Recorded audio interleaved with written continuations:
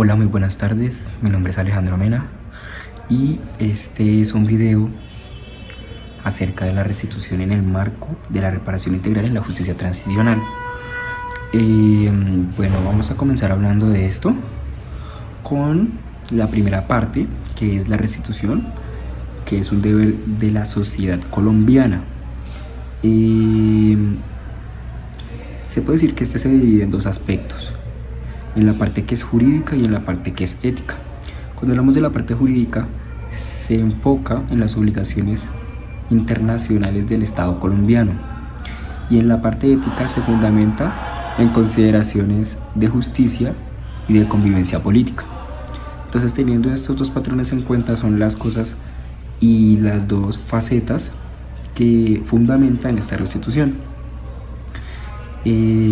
Consiguiente, tenemos la restitución es una obligación jurídica del Estado. ¿Por qué es jurídica? Porque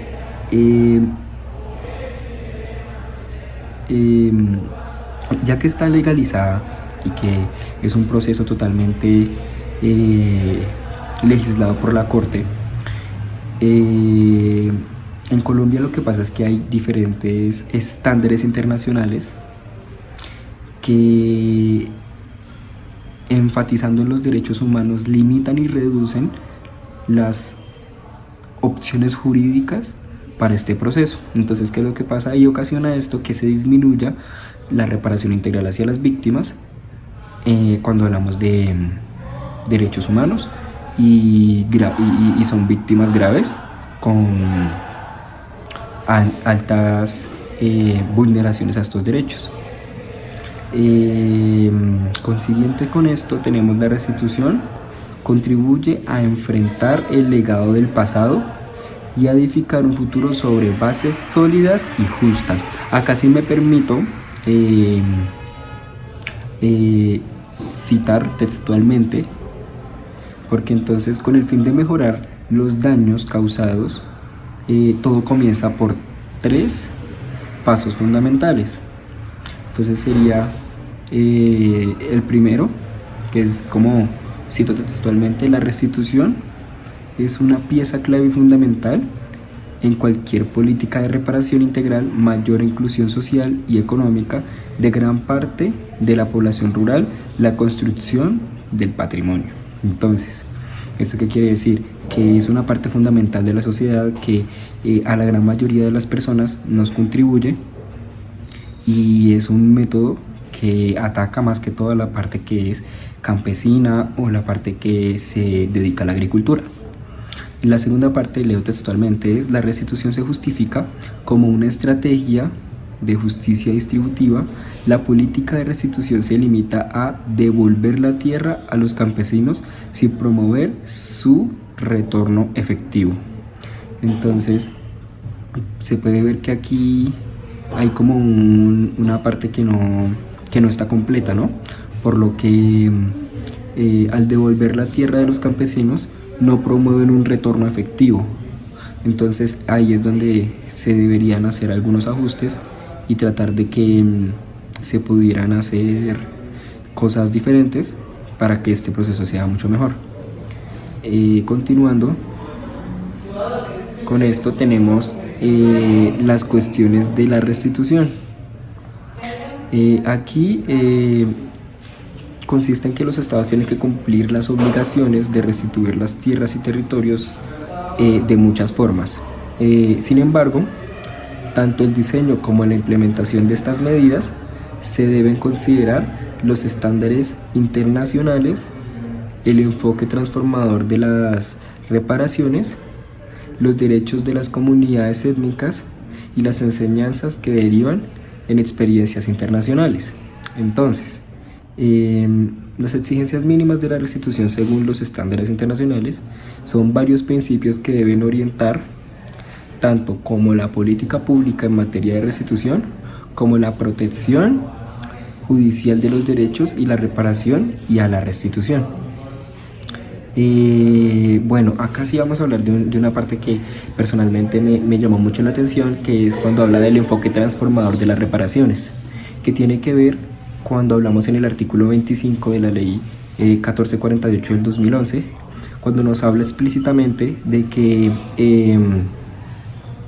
el enfoque transformador no solamente va a que se le dé como la restitución del bien a la persona, sino que también, por ejemplo, se dé una transformación social, se dé un cambio social, se dé un cambio en la vida de la persona, que por ejemplo, si la persona al momento de que fue expulsada de su tierra, la tierra tenía complicaciones, tenía problemas, se dé la restitución, pero además de eso se dé una reconstrucción, se dé una revitalización de ese espacio, de esa tierra, para que pueda volver a estar en funcionamiento, para que se le pueda volver a sacar provecho, para que esa persona cuando regrese a su antiguo hogar pueda volver a dedicarse y explotar su tierra como ya lo venía haciendo.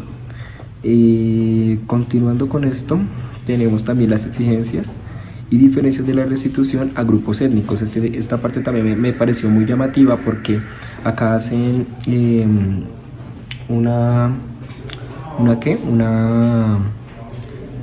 énfasis interesante sobre las comunidades étnicas, que es todo lo que tiene que ver con las comunidades indígenas, las comunidades afrodescendientes, las comunidades gitanas, por lo que para ellos el derecho a la tierra y todo lo que tiene que ver con la parte de la... Listo, continúo. Las exigencias a las diferenciales a la restitución de grupos étnicos es muy importante, ya que aquí hablamos del derecho fundamental al territorio por conexión, la protección de los derechos territoriales étnicos que involucra integralmente la tierra, los ecosistemas, los recursos naturales, el patrimonio material e inmaterial. Entonces, es muy importante tener en cuenta que estos derechos territoriales o este derecho fundamental al territorio para estas comunidades es muy importante y fundamental, ya que hacen parte de su cultura, hacen parte de sus arraigos y explica mucho sus cosmovisiones hacia cómo ellos ven e interpretan su día a día, su mundo, su diario vivir. Entonces el Estado está obligado a tres dictámenes específicamente con estas comunidades étnicas.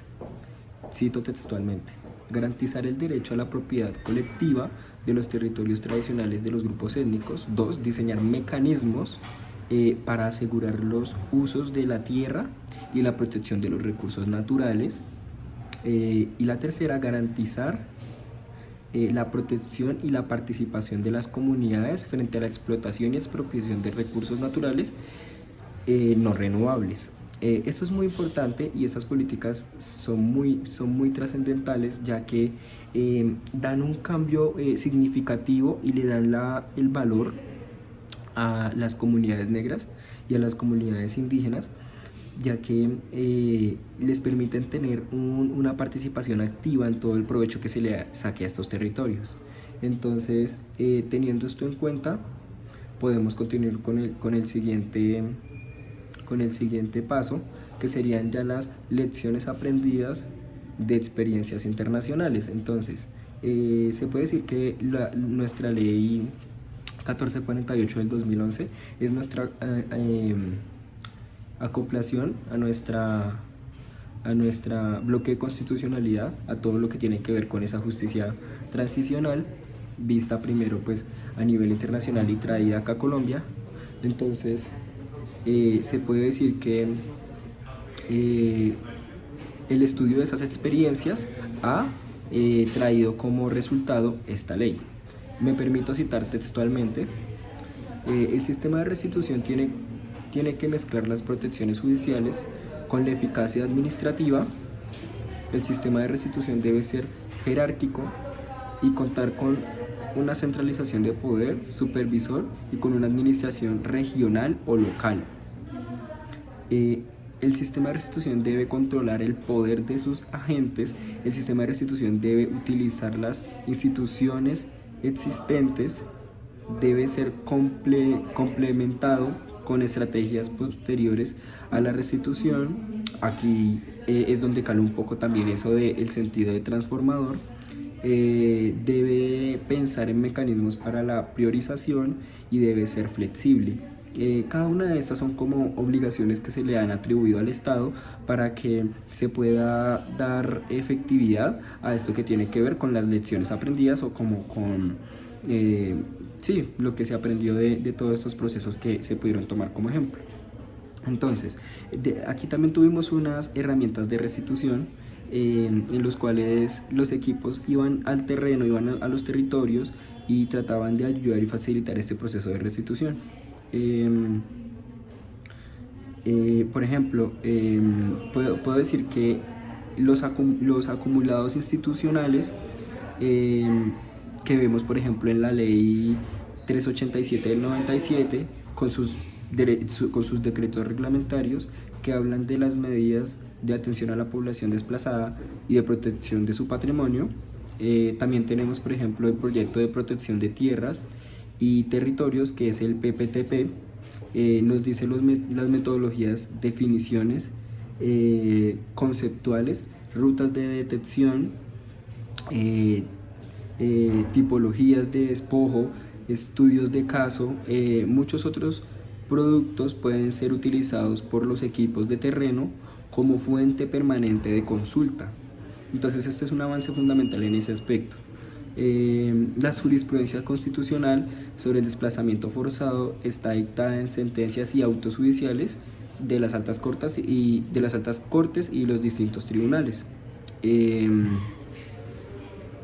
También se puede decir que para finalizar tengo un concepto de justicia transicional civil y la contribución de la ruta de restitución. Me permito leer textualmente lo que dice el autor y con una complementación de mi propio concepto.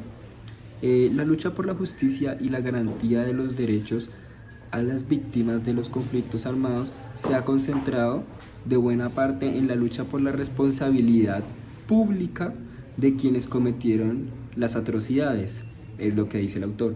En mi concepto personal tengo una opinión dividida y quiero hacer también lectura textual de lo que escribí en mi opinión. Estoy totalmente de acuerdo con lo dicho por el autor porque es la realidad.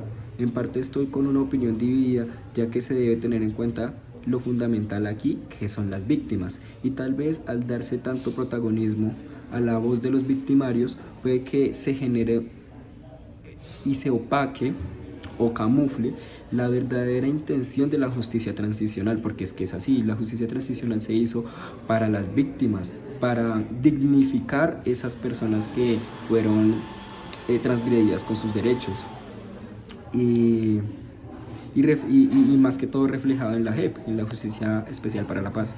Y por otro lado, me parece muy bueno que se busque ese perdón social y que al victimario ponga la cara, y de las ubicaciones de los familiares, pues de alguna u otra forma eso también da un paso a que nosotros podamos pensar de que la verdadera justicia sí se ve, de que de alguna u otra forma se puede notar que los victimarios sí tienen la intención de ayudar, de enmendar sus errores.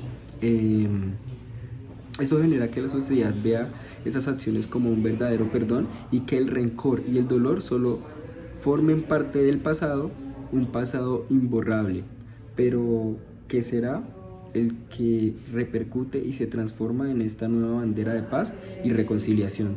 Este fue más o menos un análisis que le pude hacer a la lectura. Esta es la clase de justicia transicional. Y pues nada, mi nombre es Alejandro Mena, estudiante de octavo semestre de Derecho. Muchas gracias.